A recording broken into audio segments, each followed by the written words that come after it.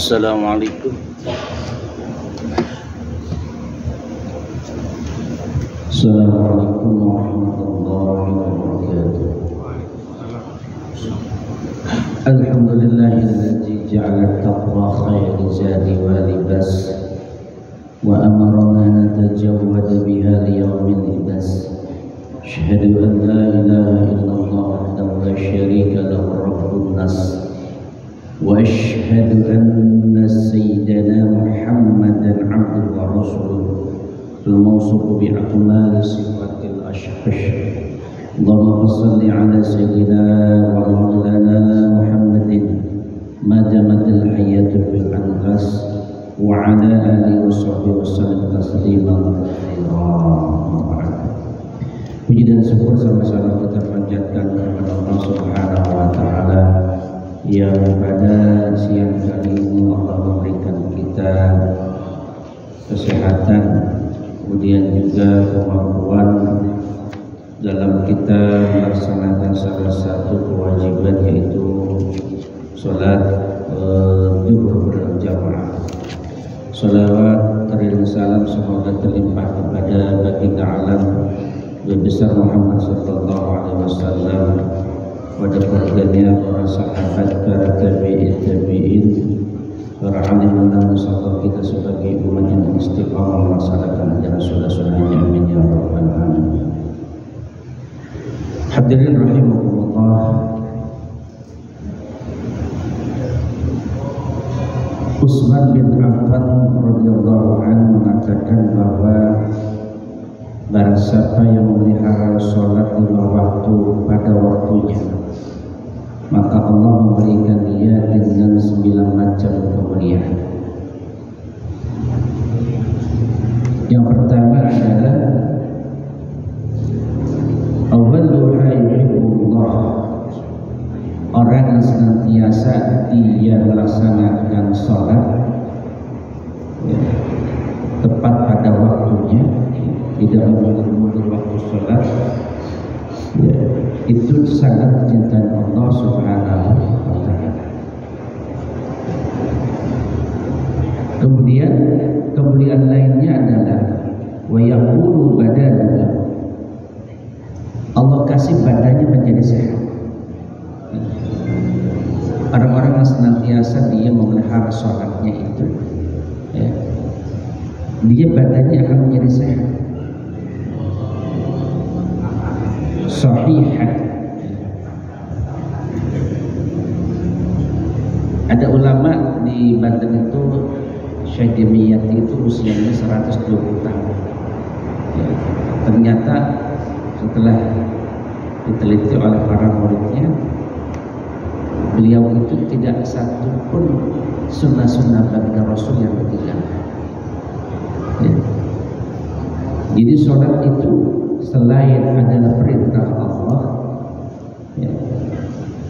kedua adalah bukti penghambaan seseorang kepada Sang Khalik Allah Jalla Jalaluhu.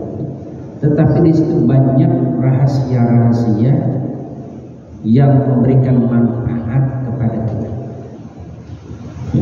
Bahkan dalam kedokteran itu ada satu titik di tubuh kita itu dia tidak dialiri darah kecuali ketika sujud. Ketika sujud baru darah. Jadi menurut Utsman bin Affan ini, ya badan sahihan, ya orang yang senantiasa dia melaksanakan ibadah sholat di tepat waktu itu, Allah kasih badan yang menjadi sehat. Wa tuhrisul malaikatu, kemudian ya, dipelihara oleh malaikat. Malaikat mendoakan, kemudian malaikat juga memohonkan ampun kepada orang yang senantiasa dia menjaga sholatnya.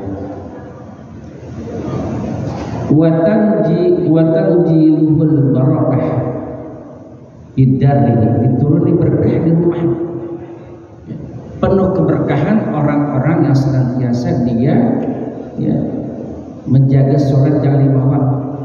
Apalagi kalau di rumahnya itu ditambah dengan ibadah-ibadah sholat sunat, ya, penuh keberkahan, ya, yang diturunkan Allah ya, kepada hamba-hamba yang senantiasa dia memelihara sholat. Wa yajharu ala wajhi sima sholihin, kemudian di wajahnya tampak tanda-tanda orang yang saleh. Ya.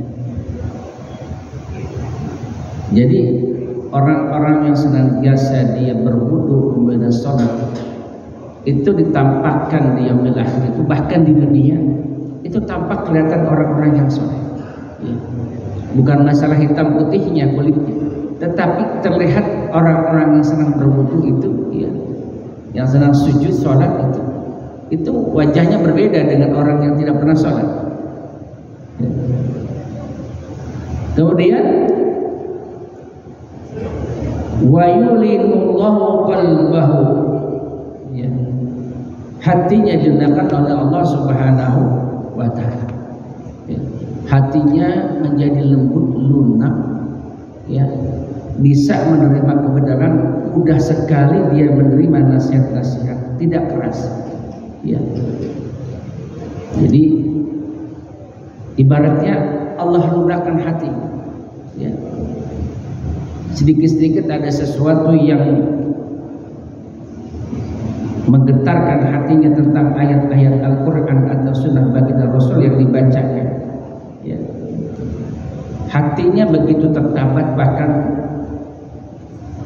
kedua air matanya mudah mengeluarkan, kedua matanya mengeluarkan air mata saking takutnya kepada Allah Subhanahu wa ta'ala. Makanya dalam Al-Quran itu, ya, surat At-Taubah ayat 13, innama ya'muru masajidallahi man amana billahi wal yawmil akhir wa aqamu sholata wa atuz zakah. Ya. Sesungguhnya yang memakmurkan masjid Allah itu hanyalah orang-orang yang beriman kepada Allah dan hari akhir. Jadi biasakan, ya, bahkan kita perintahkan anak-anak kita yang laki-laki itu untuk senantiasa dia menjaga sholat 5 waktu itu di masjid, ya, atau di mushola, ya. Itu keberkahan yang diturunkan kepada keluarga tersebut.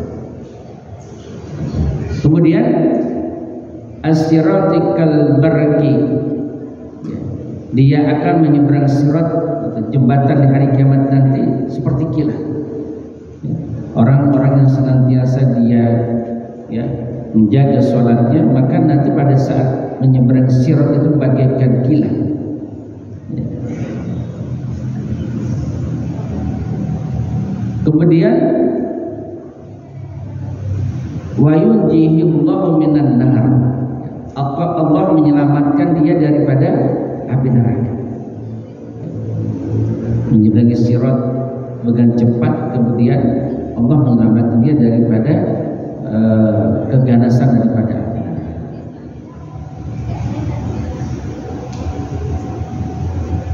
Wa yunajjilullahu fi jiwarazina la khaufun 'alaihim wa lahum yahzanun.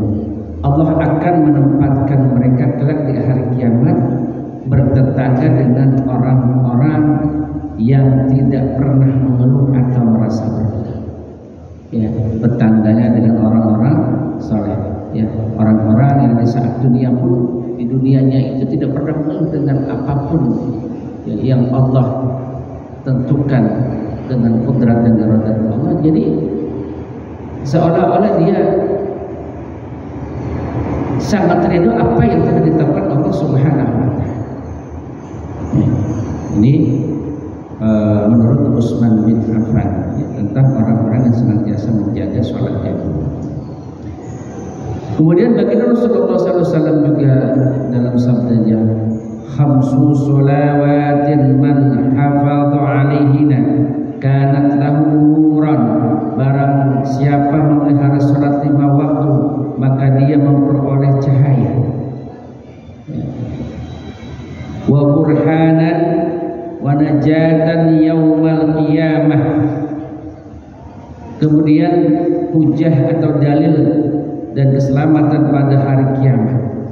Tatkala ada pertanyaan-pertanyaan di hari kiamat, ya, itu dia mempunyai hujah. Wa man lam yuhafid alaihina lam yakunu lahu umran. Dan barang siapa yang tidak memelihara daripada sholatnya, maka tidak akan ada bagian cahaya. Tidak bercahaya nanti di yaumil qiyamah. Mungkin ada cahayanya yang dia kurang taat, seperti lilin gitu kan, seperti lampu 5 watt dan 10 watt. Tapi orang-orang yang senantiasa dia sangat alladzina yajuduna mulaqu rabbihim wa annahum ilaihi raji'un. Dia melaksanakan perintah Allah itu, ya, dengan imanan wa ihtisaban, ya, ghufira lahu ma taqaddama min dhanbihi, ya. Kemudian dia ikhlas, ya, melaksanakan perintah Allah, ya, maka akan bercahaya nanti di yaumil akhir. Wala burhanan wala najatan wa kana yaumal qiyamah. Ya, kemudian orang yang tidak melaksanakan perintah Allah itu sholat, ya, mereka tidak punya hujah dan tidak ada pula keselamatan. Tidak ada keselamatan orang yang dia meninggalkan sholat. Ya. Ma fir'auna wa mahana wa Ubay bin Khalaf. Dan kemudian dia di hari kiamat nanti digolongkan bersama Fir'aun, kemudian Qarun, kemudian siapa lagi? Haman, kemudian Ubay bin Khalaf, seorang munafik. Ya. Jadi itu sabda baginda Rasulullah sallallahu alaihi wasallam. Maka kalau kita membuka daripada hadis Riyadhus Shalihin, bagaimana orang-orang yang beriman bertakwa kepada Allah Subhanahu wa taala. Ya. Tatkala maut menjemput, malaikat maut menjemput kepadanya, ya. Kemudian Allah wafatkan orang-orang beriman ini, ya. Maka tatkala dia dikafani, itu kalau orang yang telah dicabut ruh, tatkala dia dimandikan, dia bisa melihat tubuhnya sedang dimandikan. Tetangga jauh, tetangga dekat, sanak famili, semuanya menangisi kepergiannya, istrinya, suaminya, anak. Dan tak saat dimandikan dia bisa merasakan bagaimana dinginnya air, bagaimana tubuhnya sedang dimandikan, ya, oleh keluarganya atau siapa. Dia bisa melihat. Jadi ruhnya bisa melihat. Tatkala dia dikafani, dia juga bisa melihat tubuhnya, fisiknya itu sedang dikafani. Tatkala dia sedang sholat, dia bisa melihat berapa dari teman-teman, berapa dari anggota keluarganya, berapa dari lingkungan yang menyolati dirinya, dia bisa melihat. Maka tatkala orang beriman itu dia akan diberangkatkan ke pemakaman tempat terakhirnya, dia mengatakan Qadimuni, cepat antarkan aku, cepat antarkan aku. Kenapa? Karena dia bisa melihat tempat kembalinya begitu indah. Jarak dari rumah dia wafat sampai pemakaman yang mungkin jaraknya puluhan kilo, ya. Dia bisa melihat tempat kembali, tempat di mana dia akan dikembalikan oleh Allah Subhanahu wa taala. Makanya dia mengatakan Qadimuni, cepat antarkan aku. Saking rindunya dia berjumpa dengan Allah Subhanahu wa taala. Tetapi tatkala ada orang bermaksiat kepada Allah, durhaka kepada Allah Subhanahu wa taala, bahkan banyak menyakiti saudaranya, tatkala dia wafat, dia mengatakan, ya wailah, aina tadhhabu biha, ahliku, keluargaku, anakku, istriku, saudara-saudaraku, aku akan dibawa kemana ini? tolong jangan antarkan aku ke sana. Kenapa? Dia bisa melihat ya, pemakaman yang sudah disiapkan itu, dia bisa melihat tempat di mana dia akan dikembalikan oleh Allah Subhanahu wa taala. Begitu menggirsi, begitu menakutkan, begitu mengerikan. Makanya dia mengatakan, ya ahliku, jangan antarkan aku ke sana. Aku ingin bersama.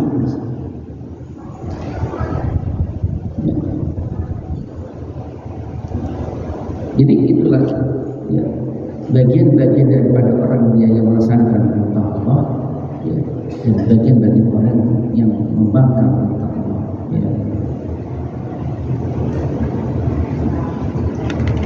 Mudah-mudahan ya, dengan yang tadi saya sampaikan tentang kepala daripada Sayyidina Utsman bin Affan dan hadis baginda Rasulullah SAW yang menjadikan kita sebagai orang-orang yang senantiasa mudah menerima kebenaran, mudah ya, melaksanakan kebaikan. Terus jangan berhenti, jangan bosan untuk mencapai Allah Subhanahu wa taala. Apa itu majelis subhanallah